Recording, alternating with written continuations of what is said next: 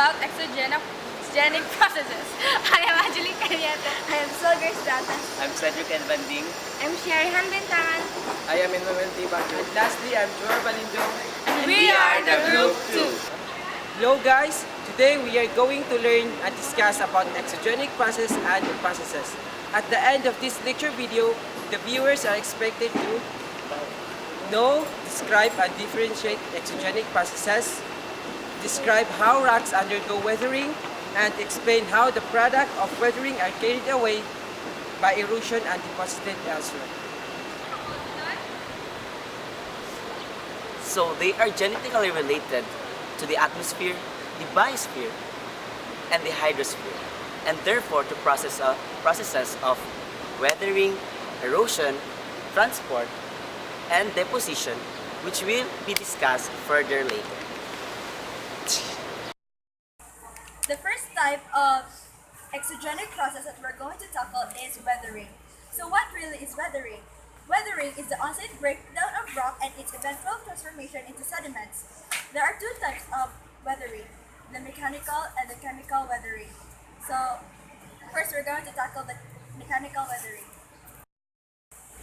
So mechanical weathering refers to the physical breakdown of a rock into unconnected grains or chunks without changes in its composition. So it happens in several ways. The first is exfoliation, next is root wedging, frost wedging, salt wedging, and lastly, thermal expansion. So exfoliation happens when intrusive rocks split into onion-like sheets parallel to the surface. Next is frost wedging. Frost wedging happens when water inside the fractured rocks experience regular freezing. When it freezes, it causes the joints to expand and grow, causing pieces of rocks to detach. Joints also expand when plants growing on its surface pry it open. It is a process called root wedging. Salt wedging.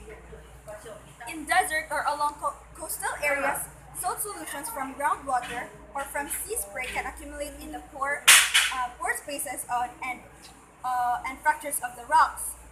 When the salt crystallizes, it pushes apart the surrounding grains and weakens the rock, causing it to disintegrate when exposed to wind or rain. This process is called salt wedging.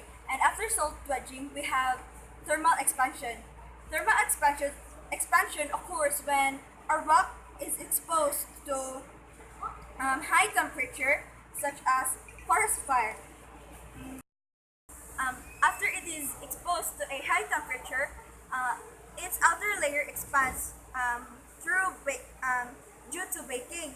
Then when it cools down, the outer layer contracts, causing the surface to break off into sheets. When the rock cools down, the outer layer contracts and causing it to break. That is where thermal expansion. Weathering is chemical weathering. So what is chemical weathering? Chemical weathering occurs when there are chemical changes in at least some of the composition of the rock.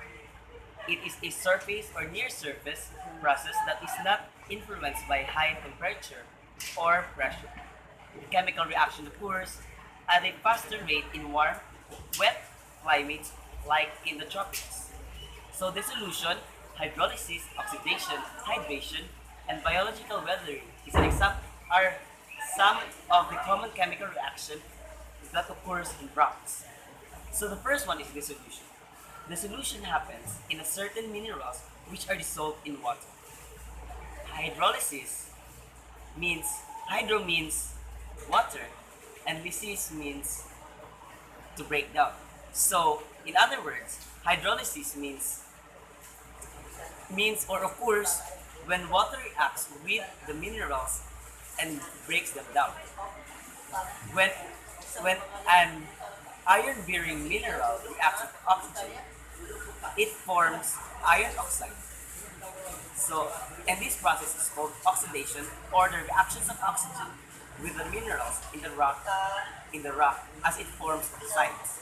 Hydration when water is absorbed into the crystal structure of the mineral, resulting it to expand. And lastly, the biological weathering also occurs in roots of plants, fungi, and lichens secrete organic acid that dissolve minerals, and the nutrients are taken in by rather these organisms. There are also certain bacteria that consume certain minerals. Okay, so in this case, I'm going to discuss the second exogenic processes, which is the erosion and transport. So what is erosion? So erosion is the separation of and removal of weathered and unweathered materials from its substrate due to gravity and transporting agent like water, wind, and pressure. So after erosion is the transport. So transport is the process by which sediments are moved along from the source to where they are deposited. Deposition is the process in which sediments settle out of the transporting medium. Deposition occurs when the forces of responsible sedimentary transportation are no longer sufficient to overcome the gravity and the friction. The area where sediment are deposited is called sedimentary environment. Some of the environment are the following. Glacial environment. Glacial environment refer to area where glaciers and ice sheet are found, such as in high altitude mountain and in polar region. Next is mountain stream environment. Turbulent stream can carry large sediment like boulders and cobbles during flood, forming thick gravel and boulder layers. The next is mountain front environment. When a stream enters the flat area at the base of the mountain, it loses its energy and decreases in velocity. This results to a landform called alluvia fan. The next is desert environment. Wind carries sand and silt materials. When deposited, well-sorted sand produced and dune, while the accumulated of silt form those deposits. Lane environment. A lake is a quiet environment, stream carrying sediment deposit, core sediment on the lake, margin only silt, and they are deposited from suspension in a deep part of the lake. Shell can form in this environment. The next is river environment. In flat areas, rivers are slowly moving and commonly carry on an assortment of pebble, sand, silt, and mud. Mud is deposited on the flat plain after flood event. Pebble and sand are deposited on the inner of the beds of the sand, and the pebble form lenses alternating with silt and layers. When a river enters the sea, it implies it is flowed in a delta which extends to the shallow coastal area. Number 8. Beach environment. Tidal currents transport sands along the coastline.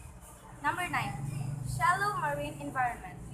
The mud and silt removed from the shoreline and from the river mouths are transported by tidal currents and deposited in quieter water below the wave zone. Number 10. Shallow water carbonate environment. In shallow marine environment where the supply of the sediments is limited. Number 11. Deep marine environment. Slope failures from the steep slopes of submarine canyons generate submarine landslides which create sediments of varying sizes.